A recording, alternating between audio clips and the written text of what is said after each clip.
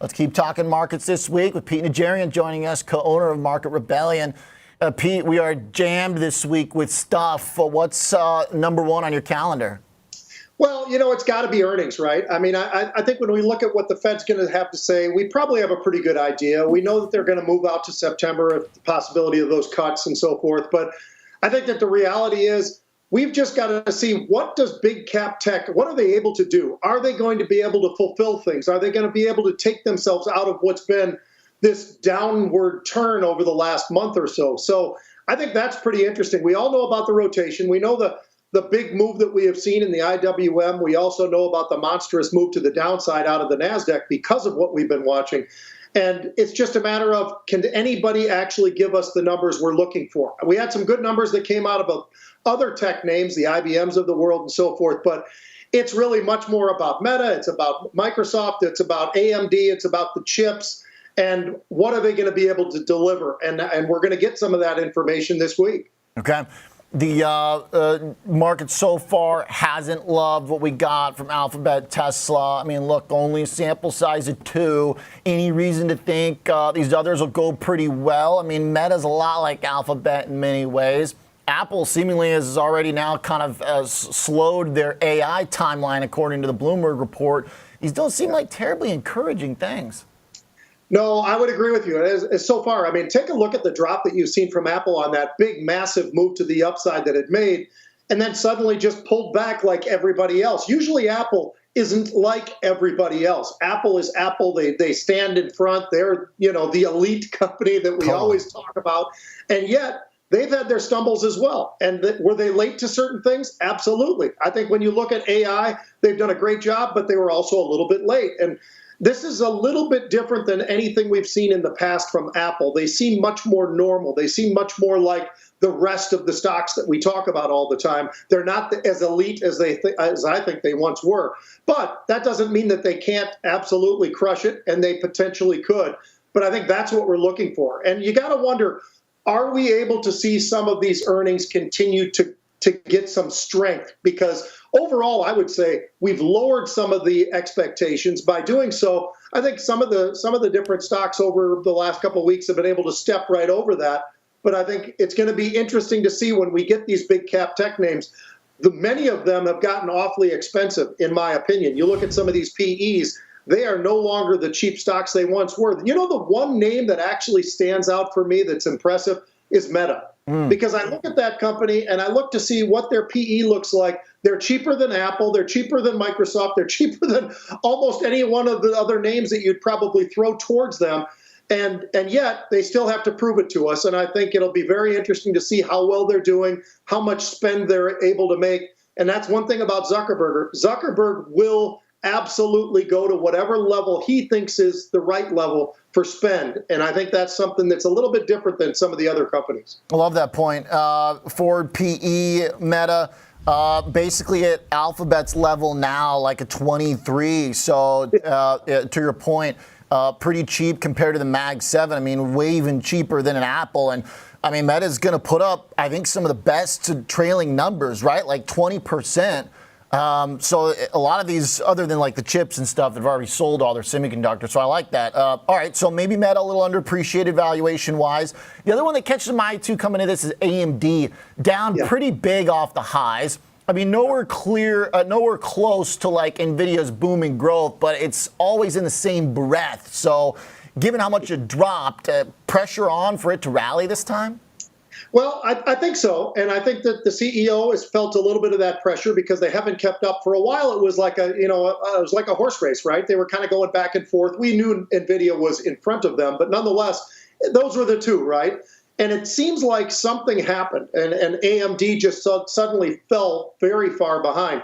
I've seen a lot of interesting option paper in there, most of it looking bullish. I don't know. We'll see if that actually plays out. But the reality is that when you look at AMD, it's even a little bit stretched, even though it's made this pullback. We've seen a lot of different companies that have made significant pullbacks off of those 52-week highs, some of them coming in March, some of them coming in June. But when you take a look across the board, there's a huge pullback. Obviously, that's been the influence when we look at the NASDAQ itself. but it's it's pretty dramatic. It's pretty big. And you just wonder, what do they need to do? How are they going to be able to get themselves back in the saddle? I can tell you, very far out of the money AMD calls. I've seen some of that. We'll see if they actually can come through, but it's going to be a very interesting quarter, I think, when it comes to AMD. Obviously, NVIDIA's further out, but I think those two are the biggies that we're looking at. The fact that a couple quarters ago, when we heard about all the hyperscalers spending, in fact, it was Meta that kind of dropped talking about how much they're going to spend, but then NVIDIA rallied around it because the market said, okay, well, we'll swap that out. We'll go to what you're buying. So the fact that we didn't get a chip bid last week when Alphabet said the same thing, that to me was like a yellow flag. Mm-hmm. Yeah, no, I would agree with you. And I'm a little bit concerned about this because if things don't come out very well this week and we've got all these various earnings, I mean, it's a crazy week for technology, for semiconductors. It's going to be big. But I think it's going to be interesting to see, can they actually beat in a big way? And I think that's what I think most people are looking for. I still think that a lot of us are watching these companies as they've kind of shifted around, kind of moving, and they found themselves a spot. But even on this pullback, I think there are some of those that do stand out as fairly expensive. And I would throw in there not just chip stocks, but I'd even look at like a Microsoft right now.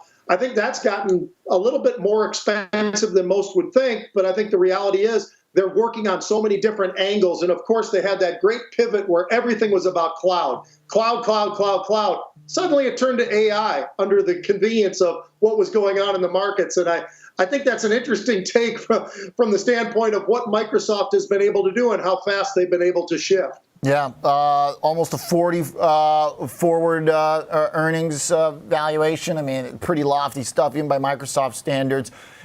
Pete, on this subject, if we kind of put it together with volatility in general, we got this spike in the VIX, but you pull back the last couple of years, it's still lower than the previous VIX pop in the spring that was rates related, lower than the VIX pop before that. What do you think it would take for us to really see like a heightened vol, kind of like a high correlation panic thing? Or do we stay in this regime where, you know, unless there's big shock from the Fed, markets firm up? Right. I think you're exactly right saying the shock from the Fed. I think that's as big as anything that's out there for sure as far as the market moving. And I think when you look at it right now, we were stuck in the 12s all through May, most of June. As we get into July, all of a sudden we start to see a little bit of these fireworks kind of fire off. Now we're in a range that I'd call it 15 to 19. We were stuck at 12, which seemed like forever, just because we hadn't been there for a while. And the fact that we were sustained there in a volatility that was 12, we always say this, you know, when the opportunity is there and it gets that cheap, you've got to be a buyer. When it starts to get fairly expensive, you start to have to consider being a seller. I don't know that it's at the seller's point right now, but 15 to 19, it was basically trading around 17. Right when I came on, it was about 16 and a half. I'm a little bit surprised by that just because of the volatility of what we're seeing in the market, and the daily movement that we're seeing has been pretty incredible. We've had some huge moves like a Friday. We just sprinted to the upside. But there's been a lot of days where we've been up a couple hundred, we've been down a couple hundred, we've moved around pretty significantly. I think that warrants where we are on the volatility index right now. I think 16 makes a lot of sense. That basically implies about a 1% move every single day from the S&P. That's kind of what we're seeing, although we've seen a little bit more than that actually of late. Okay. Yeah, the VIX move here it makes it pretty interesting, puts the pressure on. Pete, last thought is, you know, with all of this culminating on Friday with jobs, how does that rank? I mean, there, as long as we don't like trigger SOM rule unemployment, are we okay? I think so. I don't think that we're sitting in a spot right now where we're going to have some news that's absolutely going to completely shock us. I think that we have prepared pretty well. I think the Fed has basically pointed out to us, obviously, last Friday, talking about the PCE. That was their tool that they want to look at. And then we get to these jobs numbers and so forth. There's so much, and I can tell you each and every day, the most important thing is whatever is going on at that upper level. Earnings, yes, that's a big deal, but that's usually very specific. I think when you're talking about the full market itself, you've got to really look at just about everything that the Fed's looking at and then try to decipher from that, okay, are we in a very comfortable spot or not? And I think right now, I think people are fairly comfortable. Not overly comfortable, but certainly with a little bit more volatility there. I think people have digested that. They've gotten used to that. and they're back to that normal thing where the VIX is trading somewhere closer to 16. I think people are fairly comfortable. I don't think that we have the market moving numbers on Friday, but that could be a surprise. All right. Great stuff. Great walkthrough here. Good prep for the week. Thanks, Pete. Thank you. Appreciate that. Good analysis.